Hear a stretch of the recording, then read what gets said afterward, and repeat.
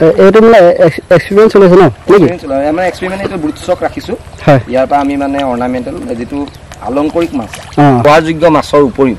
আমি আলংকাৰিক মাছৰ ওপৰতো গুৰুত্ব দিছোঁ তেওঁলোকে উপাৰ্জনৰ কাৰণে যে অকল মাছ প্ৰডাকশ্যন কৰি খোৱাৰ কাৰণে কৰিব এনেকুৱা কথা নহয় এই মাছবিলাকক কেনেকৈ পালন কৰিব পাৰে তাৰ এটা দিহা বা নমুনা দিবৰ কাৰণে আমি চেষ্টা কৰিছোঁ নমস্কাৰ দৰ্শক মই পংকজ খনিকৰ আপোনালোকে চাই আছে কৃষি জাগৰণ অসম দৰ্শকসকল আজি মই উপস্থিত আছোঁ লখিমপুৰ জিলাৰ কৃষি বিজ্ঞান কেন্দ্ৰৰ এখন কৃষি ফাৰ্মত ইয়াতে আমি দেখিবলৈ পাইছোঁ এজন মেইন বিশেষজ্ঞ ইয়াত তেওঁ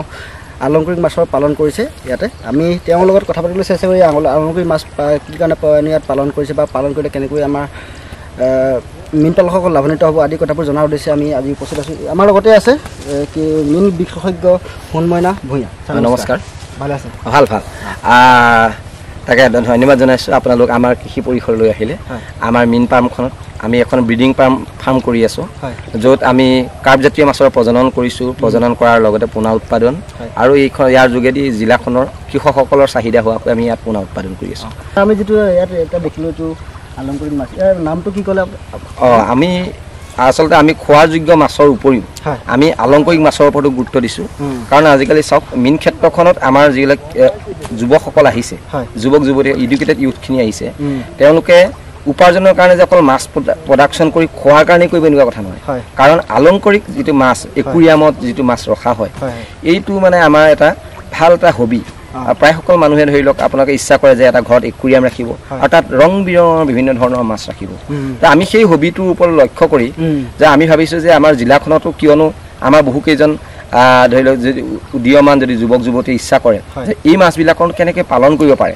তাৰ এটা দিহা বা নমুনা দিবৰ কাৰণে আমি চেষ্টা কৰিছোঁ আৰু সেয়েহে আমি আমাৰ যিটো পুখুৰী এটা পুখুৰীত আমি আলংকাৰিক মাছ ৰাখিছোঁ যিটো আপোনালোকে ইতিমধ্যে আপুনি দেখিছে সোণালী ৰঙৰ স্ক্ৰীণত আমাৰ দৰ্শকসকলে দেখি আছে হয় সেই যে ৰঙৰ মাছটো এইটো হৈছে কৈ কাৰ্প বুলি কয়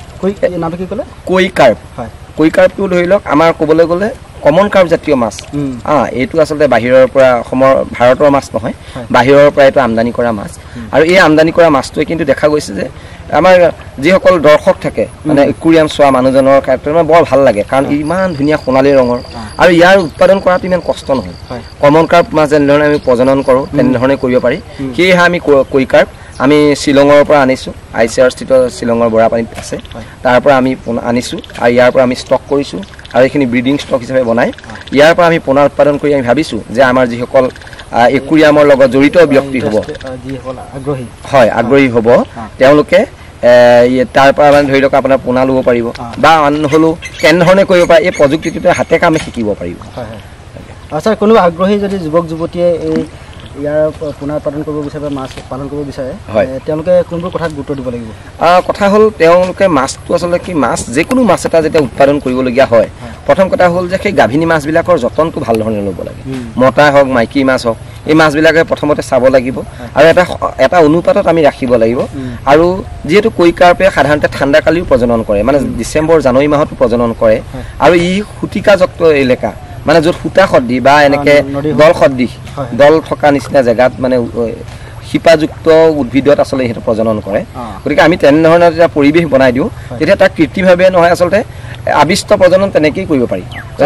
কোনো আগ্ৰহী যুৱক যুৱতীয়ে যদি পালন কৰিব বিচাৰে ইয়াৰ পোনা বা আপোনালোকে যোগান ধৰিব পাৰিব নিশ্চয় নিশ্চয় তেওঁলোকক এটলিষ্ট আমি ক'ব পাৰোঁ যে লখিমপুৰ জিলাৰ যদি কোনোবা যুৱক যুৱতী আহে আন জিলাও হ'ব পাৰে কিন্তু যিহেতু কৃষি বিজ্ঞান কেন্দ্ৰ লখিমপুৰৰ মাজতে সীমাবদ্ধ হৈ থাকে যে কোনোবা যদি আহে নিশ্চয় আহিব পাৰিব আৰু আমি হাতে কামি শিকাই দিব পাৰিম ধৰি লওক বিশেষকৈ এতিয়াতো আগষ্ট মাহ চলি আছে গতিকে আগষ্ট মাহৰ পৰা আমি এতিয়া মাছখিনি ৰাখি থৈছোঁ ইয়াক নিৰ্দিষ্ট পৰ্যায়ত আমি খাদ্য খুৱাই আছোঁ আৰু আমি ভাবিছোঁ ডিচেম্বৰ মাহমানত ইয়াৰ প্ৰজনন কৰাম আৰু প্ৰজনন কৰাৰ যিটো প্ৰক্ৰিয়া হ'ব সেই প্ৰক্ৰিয়াখিনি মানে ধৰি লওক হাতে কামে শিকিলে 4 দিনৰ ভিতৰত আমি মানে পোনা উৎপাদন প্ৰক্ৰিয়াটো হৈ যাব কোনোবা যদি থাকে নিশ্চয় আহিব পাৰিব ধন্যবাদ ছাৰ হয়